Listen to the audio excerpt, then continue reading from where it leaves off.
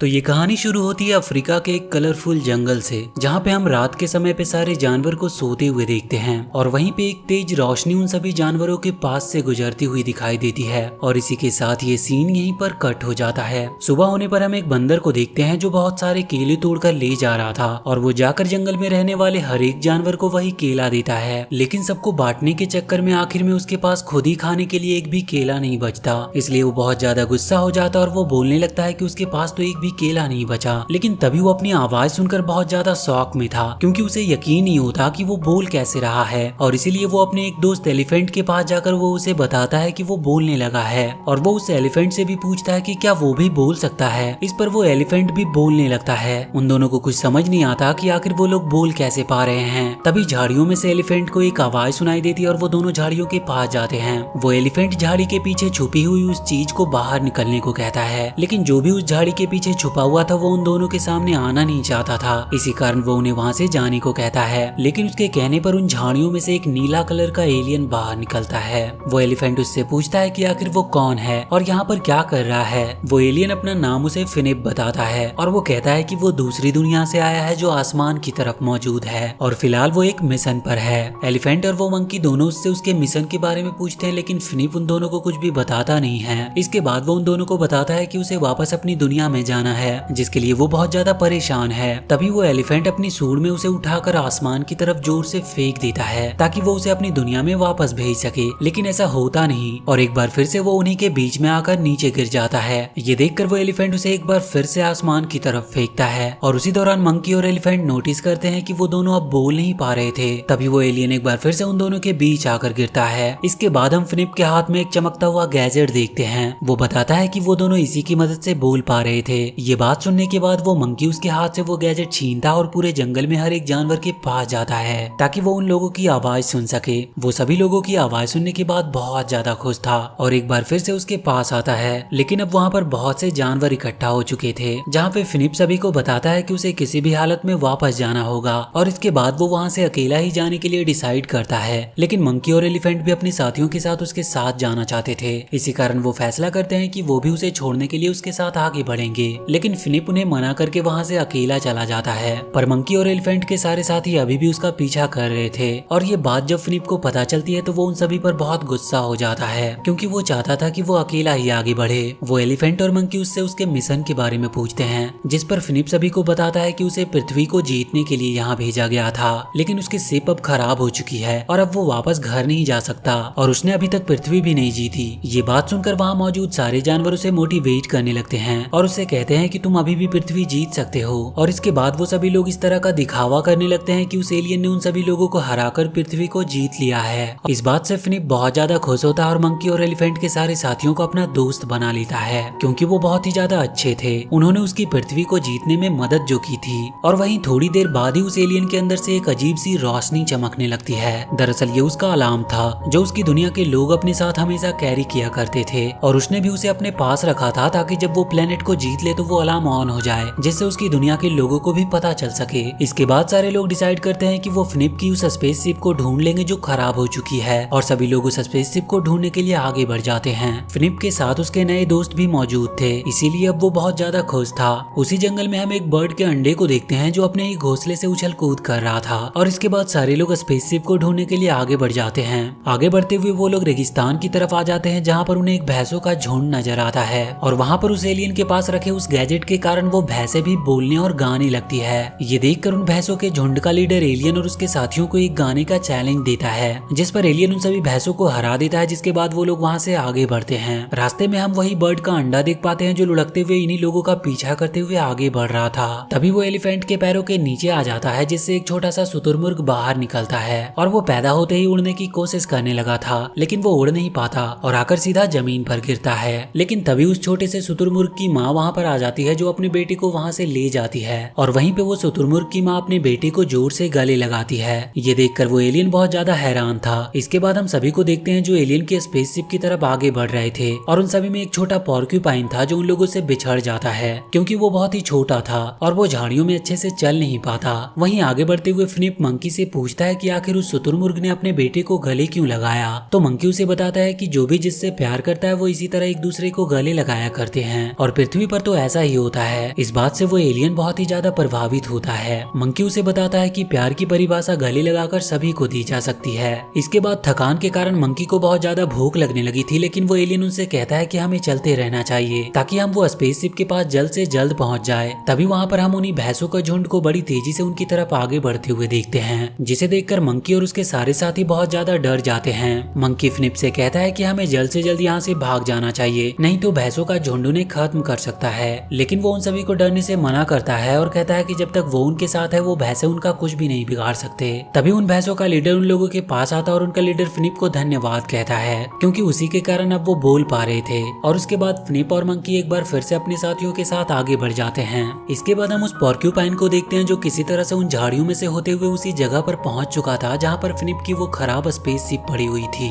वो उस स्पेसशिप के पास जाता है जहां पर उसे एक चमकती हुई चीज नजर आती है और वो उस चीज को देखकर बड़ा हैरान होता है और वो उस चमकती हुई चीज को छू लेता है, जिसके बाद वो स्पेसशिप ऑन हो जाती है। दरअसल वो उस स्पेसशिप को ऑन करने का बटन था जो पोर्क्यूपाइन ने छू लिया था। इसके बाद उस स्पेसशिप में एक मैसेज डिलीवर होता है जो फिनिप की दुनिया के लीडर का था। वो फिनिप को बता रहा होता है कि तुम्हें लगभग 2 महीने से ज्यादा हो चुके हैं और तुम अभी तक अपने मिशन में कामयाब नहीं हुए हो जो तुम्हें सौंपा गया था। वो लीडर उसे बता रहा था कि अगर तुमसे पृथ्वी नहीं जीती जा रही तो तुम वापस आ सकते हो। ये बात जब वो पोर्क्यूपाइन सुनता है तो वो बहुत ज्यादा घबरा जाता है और अपने सारे साथियों के पास जाने लगता है, लेकिन वहीं पर एक चट्टान से टकराकर वो नीचे लुढ़क जाता है और उसके नुकीले कांटे होने के कारण वो सीधा जाकर एक पेड़ में चिपक जाता है और वो उससे निकल नहीं पा रहा था। इधर हम सभी जानवरों को देखते हैं जो उस एलियन के साथ शिप की तरफ आगे बढ़ रहे थे, लेकिन सारे लोग थके हुए थे जिस कारण वो शाम होने पर वहीं पर आराम करने का सोचते हैं। फिनिप भी वहीं पर उदास होकर बैठा था, इसीलिए वो एलिफेंट उसे अपने पास सूंड की मदद से खींच लेता और इस तरह से फिनिप को नींद लग जाती है। और वहीं पे उसे एक सपना आता और वो देखता है कि उसने पृथ्वी को पूरी तरह से जीत लिया है और वहाँ के सारे जानवर अब उसके गुलाम हो चुके हैं। लेकिन वो देखता है कि मंकी और एलिफेंट के सारे साथियों को भी उनके सारे एलियंस ने कब्जे में ले लिया है। इसकी वजह से उसकी नींद खुल जाती है और वो बुरी तरह से घबरा जाता है, क्योंकि वो नहीं चाहता कि मंकी और एलिफेंट के सारे साथी उनके कब्जे में आए, क्योंकि अब वो उन सभी लोगों से प्यार करने लगा था और उन सभी लोगों के बीच में एक अच्छी दोस्ती हो चुकी थी। इसीलिए वो उन्हें वहीं पर सोता हुआ अकेला छोड़कर अपनी शिप की तरफ आगे बढ़ जाता है। इसके बाद हम उसी शुतुरमुर्ग के छोटे बच्चे को देखते हैं जो अपनी माँ से बिछड़कर एक पेड़ पर जाकर उड़ने की कोशिश कर रहा था और उसी दौरान वो पेड़ से नीचे छलांग मारता है ताकि वो उड़ सके, लेकिन वो उड़ नहीं पाता और नीचे की तरफ आकर गिरने लगता है। लेकिन उसकी माँ उसे किसी तरह संभालती है और उसे समझाती है कि वो उड़ नहीं सकता क्योंकि वो उड़ने वाले पक्षी है ही नहीं। इसके बाद हम पोर्क्यूपाइन को देखते हैं जो पेड़ से छूट चुका था और अब वो अपने सारे दोस्तों के पास जा रहा था। इधर जब एलिफेंट और उसके सारे साथियों की नींद खुलती है तो वो देखता है कि फिनिप वहाँ पर नहीं है, इसीलिए वो डिसाइड करते हैं कि वो फिनिप को ढूंढने जाएंगे। जिसके बाद हम उस एलियन को देखते हैं जो अपनी उस शिप के पास पहुंच चुका था और वो उस शिप के इमरजेंसी बटन को ऑन कर देता है ताकि वो अपनी दुनिया में वापस जा सके। इधर पोर्क्यूपाइन भी अपने सारे साथियों के पास पहुंच चुका था जहाँ पर वो उन सभी को फिनिप के लीडर के बारे में बताता है कि वो किस तरह से बातें कर रहा था। ये जानने के बाद अब एलिफेंट और उसके सारे साथी फिनिप को ढूंढने का डिसाइड करते हैं और तभी उन्हें वहाँ से दूर एक तेज रोशनी दिखाई देती है और वो सारे लोग समझ जाते हैं कि वो रोशनी फिनिप के स्पेसशिप की है और वो जल्दी से उसकी तरफ आगे बढ़ते हैं। इसके बाद हम फिनिप को देखते हैं जो सिग्नल के बाद अपनी बड़ी सी स्पेसशिप का वेट कर रहा था और तभी वहाँ पर उसकी दुनिया से एक बड़ी सी स्पेसशिप आती है जिसमें से बहुत सारे एलियंस बाहर निकलते हैं और उन्हीं में से उनका लीडर भी मौजूद था जो दरअसल फिनिप का ही फादर था। वो आते ही फिनिप से पूछता है कि क्या उसने इस दुनिया पर जीत पा ली है, जिस पर वो उसे बताता है कि उसने अभी तक इस दुनिया को जीत नहीं पाया और इसीलिए उसने यहाँ से जाने का फैसला किया है। तो उसके फादर उसे बताते हैं कि शायद तुम मुझसे झूठ बोल रहे हो, लेकिन फिनिप बताता है कि ऐसा कुछ भी नहीं है, उसने अभी तक इस दुनिया को जीता ही नहीं है। उनकी ये सब बातें एलिफेंट और उसके सारे साथी भी सुन रहे थे और वो लोग हैरान थे कि फिनिप उससे झूठ क्यों बोल रहा है, जबकि फिनिप ने तो इस दुनिया को जीत लिया था। लेकिन इसके बाद फिनिप के फादर ही पृथ्वी को जीतने का डिसाइड करते हैं और वो कहते हैं कि अब वो खुद ही पृथ्वी को जीतेंगे और यहाँ के सारे जीवों को अपना गुलाम बना लेंगे। ये बात सुनने के बाद फिनिप अपने फादर को रोकता और उनसे कहता है कि इस पृथ्वी पर कोई भी ऐसी चीज नहीं है जिसे जीता जाए, यहाँ के लोग बहुत अच्छे हैं। किसी तरह से वो अपने फादर को मना लेता है ताकि वो इस पृथ्वी पर तबाही न मचा सके। उसके फादर अपने बेटे की बात मानकर उसके साथ वापस शिप में लौट आते हैं ताकि वो लोग यहाँ से जा सके। जैसे ही फिनिप स्पेसशिप में आता है तो उसे अपने दोस्तों की याद आने लगती है क्योंकि उसने उन लोगों के साथ एक बहुत अच्छा टाइम गुजारा था। लेकिन निराश होकर वो उस शिप में लौट आता है जहाँ सारे एलियंस दोस्त उसका मजाक उड़ा रहे थे क्योंकि वो पृथ्वी को जीत नहीं पाया था। और यहाँ पर हमें पता चलता है कि फिनिप को पहली बार मिशन पर भेजा गया था ताकि वो पृथ्वी को जीत सके और उसने अभी तक किसी भी प्लेनेट को जीता नहीं था और इसी कारण उसके सारे साथी उसका मजाक उड़ाते थे। इसके बाद फिनिप के फादर उसे अगले मिशन के लिए रेडी कर रहे थे और इस दौरान हमें पता चलता है कि उसके उसके फादर फिनिप को अब एक ऐसे प्लेनेट पर भेजने वाले हैं जो बहुत ही ज्यादा खतरनाक थी, जिसे कोई भी अभी तक जीत नहीं सका था।